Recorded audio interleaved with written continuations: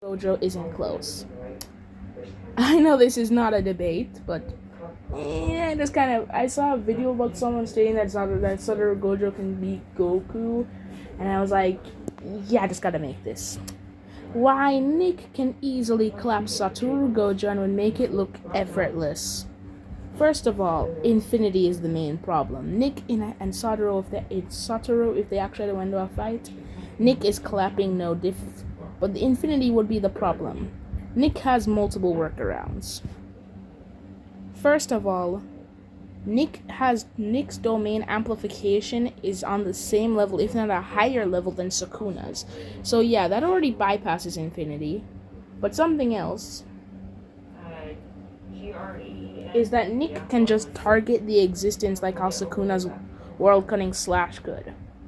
Nick could easily do this with no difficulty because Nick fought against an opponent whose abilities work similar to Gojo, so Nick attacked him by striking the existence itself, just like how Sukuna did it, because he was thinking about Sukuna and said, wait, I know.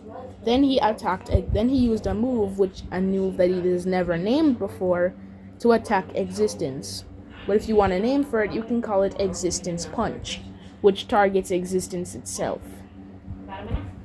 So Nick already has two ways of bypassing infinity. What's his third way? And the third way Nick could bypass infinity would be by speed blitzing. And you're probably wondering, what the hell are you talking about? Infinity obviously stopped the speed blitz. But are you sure about that? Nick has seen speed vibrate his speed. Someone that Nick is probably Nick is equivalent to can vibrate his molecules at such a speed where he was literally able to bypass infinite space. What is infinity? Infinite space. He could bypass, and Nick could easily do that because he's seen speed do it. So if Nick thinks about it or even considers it a possibility, he can do it. So those are already three ways that Nick can bypass infinity, and there are a bunch more, but I don't have any time to go over that. So yes, Nick already bypasses Satoru Gojo's best defense. But what else does Nick have that can bypass Satoru Gojo? Well, all of Nick's weapons are literally capable of slicing infinity. So I think slicing infinite space should be easy for Nick's weapons. So now that we know that infinity is dealt with, now Gojo and Nick actually go into a fight. Please. Nick was able to tank a punch from Omni Devil Leo. Yes, he was holding back, but that guy is an extraversal level threat. Even if he was holding back, Nick still took the punch, and all he got was some nose bleeding.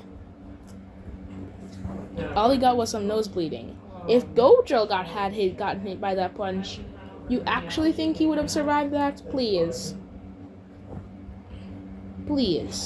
Then Nick has so many feats showing him way above anything Gojo's capable of. Okay, Gojo at best is a country level threat because he was able to shake a country from his releasement. Okay, compare that to Nick, who has literally survived infinite timelines, and each timeline had an outer verse in them.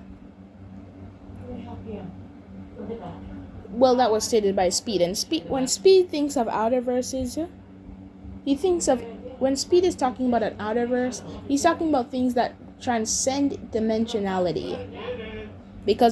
So he just calls them outer verses to be short, but Nick and his friends know what he means. So each of those timelines were things that transcended dimensionality. That basically transcended dimensionality. Nick tanked that.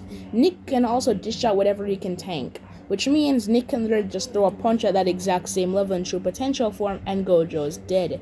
Base form would all be Nick's needs, so that's why this fight is a complete no diff for Nick. Neg diff, actually.